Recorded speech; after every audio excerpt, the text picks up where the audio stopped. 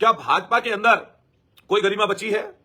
क्या भाजपा के लोग पहले किसी को भला बुरा बोलते हैं, उस पर लांछन लगाते हैं, और जैसे ही उनके दल में शामिल हो जाता है कोई व्यक्ति, तो वो दूध का धुला हुआ, वॉशिंग मशीन से निकला हुआ, ऐसी वॉशिंग मशीन है कि एक तरफ से गंदा आदमी, बदमाश आदमी डालो और दूसरी तरफ से भाजपा में प्रवेश करते ही वो बिल्कुल ठीक हो जाता है।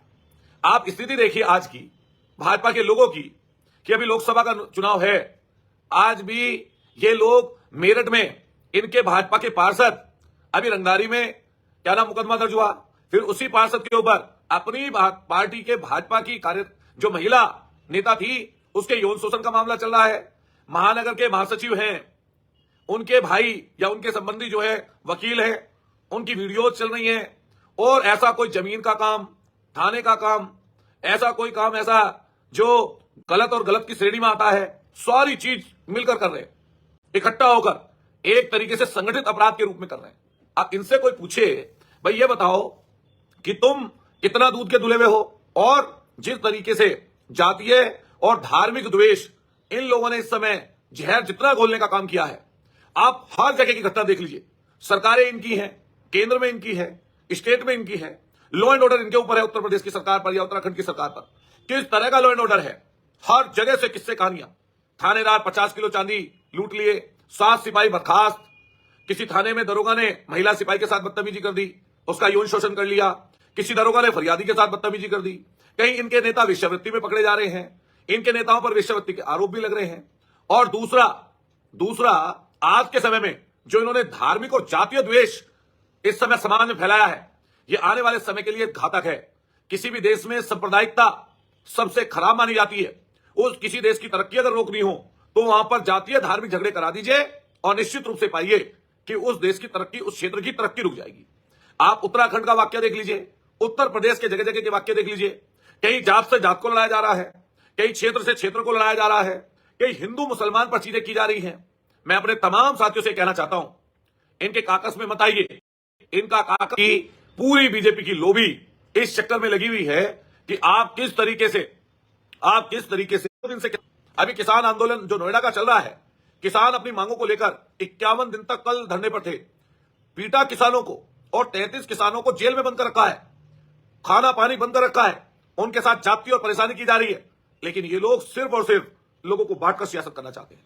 हरियाणा में आपने देखा एमएसपी को लेकर कितना बड़ा आंदोलन हुआ, 3 दिन तक हाईवे जाम रहा, लोगों के सिर फूटे, किसानों को जेल भेज दिया। और आप जगह जगह देखेंगे इस तरह की घटनाएं 2-4 रोजाना आपको संज्ञान में आती रहती। कहीं दुष्कर्म, कहीं छिनैती, कहीं वसूली, कहीं दूसरे काम। उन चीजों पर ध्यान नहीं है, किसकी पार्टी को, किसके परिवार को कैसे तोड़ा जाए, लालच देकर और डराकर, यह काम भाजपा के लोगों का बचा है। लेकिन मैं आज फिर कहना चाहता हूं आपसे, अपने तमाम, खास तौर से क्योंकि समाज में तो सब जाति के लोग हैं, सब धर्म के लोग हैं, हिंदू मुसलमान सिख ईसाई जैनी बौद्धिस्ट पारसी सब हैं, लेकिन खास तौर से हिंदू और मुसलमान भाइयों से कहना चाहता हूं, इनकी पूरी एक मंशा है कि महंगाई से ध्यान हटाओ, बेरोजगारी से ध्यान हटाओ, खेती किसानी से ध्यान हटाओ, किसी संघर्ष को आप ना कर सको, तो इसलिए आपको हिंदू और मुसलमान में बांट कर रखें। और छोटे छोटे झगड़े, इनके जो आरएसएस के जो ऐसे संगठन हैं जो हर दिन जहर घोलने का काम करते हैं। अरे आपकी सरकार है, आपकी पुलिस है, आपका प्रशासन है, अरे कोई गलती कोई कर रहा है व्यक्ति, चाहे वो किसी जात का हो, गुंडा बदमाश किसी जात का हो, वो किसी धर्म का हो, आप जितनी सख्त कार्रवाई कर सकते करिए। रोज हत्याएं हैं, रोज लूट है, रोज छिनैती है, रोज दुष्कर्म हो रहे हैं, उन पर पुलिस कार्रवाई ना करके अगर जनता के लोग उस पर लड़ने लगेंगे या कार्रवाई करने लगेंगे अपनी ताकत के हिसाब से, तो मैं पूछना चाहता हूं, क्या जातीय और धार्मिक द्वेष नहीं फैलेगा? किसी एक व्यक्ति ने गलती की, मैं भी उदाहरण देता हूं मेरठ में सोतीगंज का, कि सोतीगंज के लोग कहते हैं कि बाबा वहां पर चोरी का सामान है। अरे भाई चोरी का सामान है, पकड़िए, जेल भेज दीजिए, जो कार्रवाई आपको करनी है करिए। लेकिन किसी एक के यहां होगा, किसी 2 के यहां होगा, किसी 10 के यहां होगा, जिसके यहां चोरी का माल हो वो जेल जाए। मैं आपको साफ क्लियर कर दूं, अभी सर्राफे में कोई चोरी किया हुआ माल सुनार को बेचकर आ जाए, तो क्या उस सुनार की पूरे सर्राफे को बंद कर दोगे आप? उसी सुनार को तो जेल भेजोगे जिसने चोरी का माल खरीदा या जो चोरी का माल बेच रहा है। लेकिन जाति और धर्म पर पूरी सरकार को चलाना चाहते हैं और लोगों को भटकाना चाहते हैं। मान लिया कोई किसी की बेटी जिसको आदमी पालता है, पढ़ाता है और आगे ले जाने की बात करता है, नौकरी करता है, शादी करता है, अपनी जिम्मेदारियां निभाता है, अगर वो लड़की या वो लड़का गलत रास्ते पर चल जाए और वो अंतर जाती है या कहीं हिंदू मुसलमान के हिसाब से कोई लड़का लड़की लेकर चला जाए या कोई कुछ इस तरह की घटना घट जाए, तो यह सामाजिक रूप से हम सब लोगों को कोशिश करनी चाहिए कि हालांकि किसी के भी घर में घटना घट सकती है, और मैं कोशिश करता हूं हमेशा कि लड़की पक्ष की तरफ हम लोग रहते हैं कि लड़की को पाला पोसा बड़ा किया, उसकी जिम्मेदारी निभाई, और फिर उसने अगर कोई गलत कदम उठा लिया तो मैं कोशिश करता हूं कि बेटी की तरफ रहूं और बेटी वाले के परिवार की मदद करूं। और कोशिश नहीं की, हमेशा कोशिश यही है कि उन्हीं की साइड रह जाए। लेकिन इस समय समाज में कोई बता दे, कोई जगह घटना है, कोई राजनीतिक व्यक्ति बता दे, सामाजिक व्यक्ति बता दे, कोई किसी गांव का बता दे, कोई किसी मोहल्ले का बता दे, कोई किसी कस्बे का बता दे, कोई किसी शहर का बता दे, क्या यह घटनाएं इस समय पर आम नहीं है? क्या यह घटनाएं आम रूप से नहीं हो रही? क्या थाने तहसील कचहरी में घटनाएं अधिकारियों के पास और नेताओं के पास नहीं पहुंच रही? हर जगह जात की लड़ाई कर देना, छोटी छोटी बातों पर धर्म की लड़ाई कर देना। मैं कहना चाहता हूं अपने मुस्लिम और हिंदू भाइयों से कि ये जो चीज आप सोशल मीडिया पर खासतौर से करते हो, ये पूरे समाज में जहर घोलने का काम करती है और इसमें सरकार शामिल है। ये सरकार की पूरी साजिश है और लॉ एंड ऑर्डर सरकार के हाथ में है। आप अगर पहले से ही लोगों को इस तरह का बनाकर रखो, समझाकर रखो, अगर सेना दे प्रशासन, तो कोई गुंडा हरकत नहीं कर सकता। ये जो इस तरह की चीजें चल रही हैं, इस पूरी सरकार ने सिर्फ और सिर्फ यही चलाया है। उत्तराखंड की घटना आप ले लो, उत्तराखंड के जिस जगह घटना घटी है वहां के स्थानीय लोगों में आक्रोश है, लेकिन जैसा जनता को बताया जाता है लीडरशिप की तरफ से और नेतृत्व की तरफ से, उस तरह की चीजें बढ़ती जाती हैं। तो इस समय पर उत्तराखंड में बामुश्किल देहरादून या इसके आसपास थोड़ी संख्या होगी जिसको विशेष समुदाय कहते हैं, मैं कभी नहीं बोलता, मुसलमान लोगों की।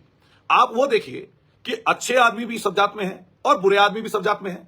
अगर किसी व्यक्ति ने, चाहे वो हिंदू हो या मुसलमान हो, चाहे वो मेरी जात का व्यक्ति हो, अगर गलत करता है तो वो गलत है। लेकिन अगर कोई मेरी जात को ही पूरी को गाली देने लगे, क्या मुझे बुरा नहीं लगेगा? किसी एक व्यक्ति की गलती से, क्या एक व्यक्ति की गुंडाई से या एक व्यक्ति के खराब करने की वजह से, तो कोई पूरी जाति को अगर गाली देगा तो उस जाति के तमाम लोगों को बुरा लगेगा।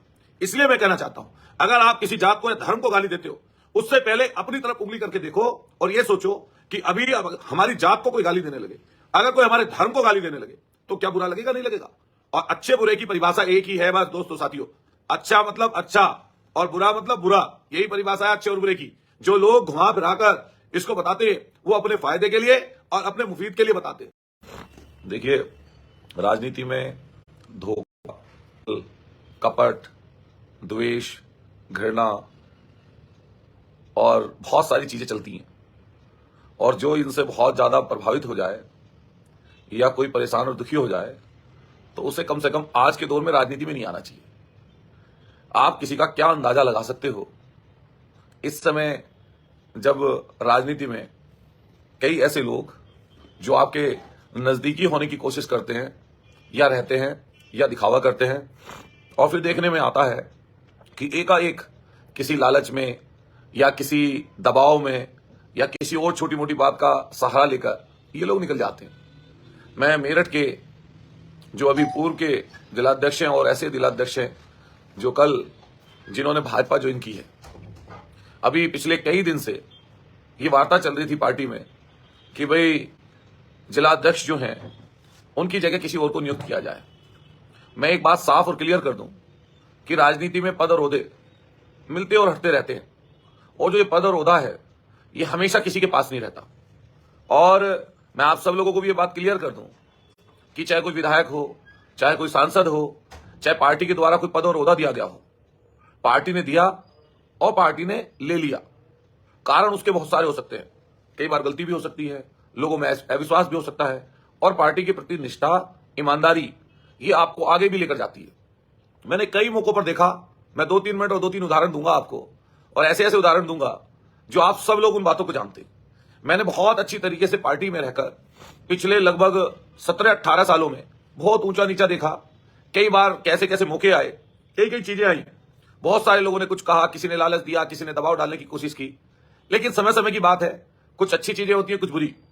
जो ये माने महोदय कल भाजपा को ज्वाइन किए हैं, पूरी समाजवादी पार्टी की सरकार थी, पूरी सरकार, और ये पूरी सरकार में समाजवादी पार्टी के जिलाध्यक्ष थे, और हमारी पार्टी के उस समय के कद्दावर मंत्री शाहिद मंजूर साहब के बेहद नजदीकी थे, और पूरे 5 साल तक, उससे पहले सरोजनी अग्रवाल जी के करीबी थे, पूरे 5 साल तक सत्ता का सुख भोगे।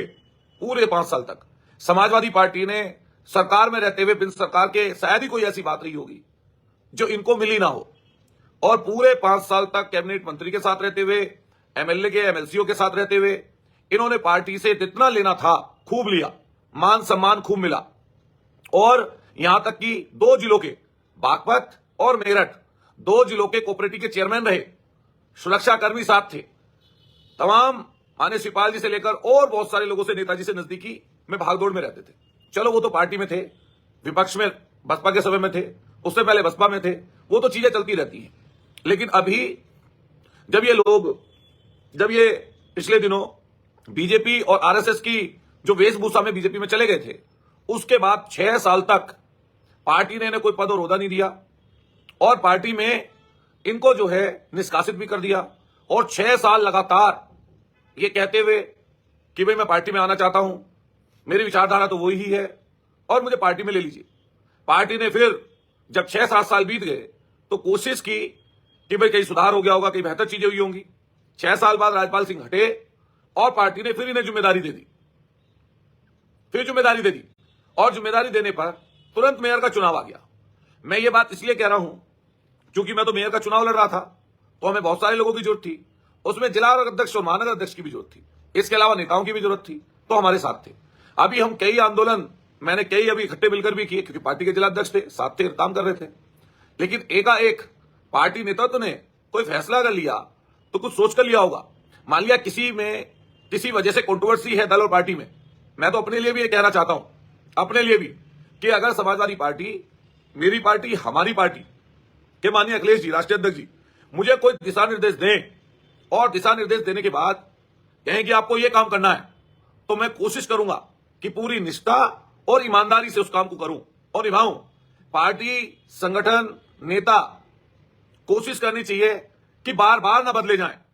और आप ऐसे समय पर, जिस समय पर 67 दिन मात्र आपको हुए, पार्टी का दिशा निर्देश भी अगर कुछ ऐसा था और वो 11 तारीख को ही पार्टी का शीर्ष नेतृत्व तय कर चुका था और कह चुका था कि भाई अब इनको अलग किया जाएगा, और ये कई दिन से ये पता चल रहा था पार्टी को कि भाजपा के लोगों के संपर्क में है, तो पार्टी निर्णय लेना चाहती थी।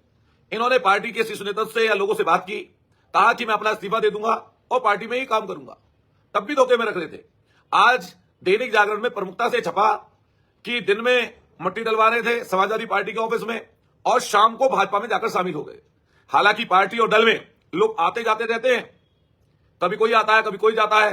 मैं पूछना चाहता हूं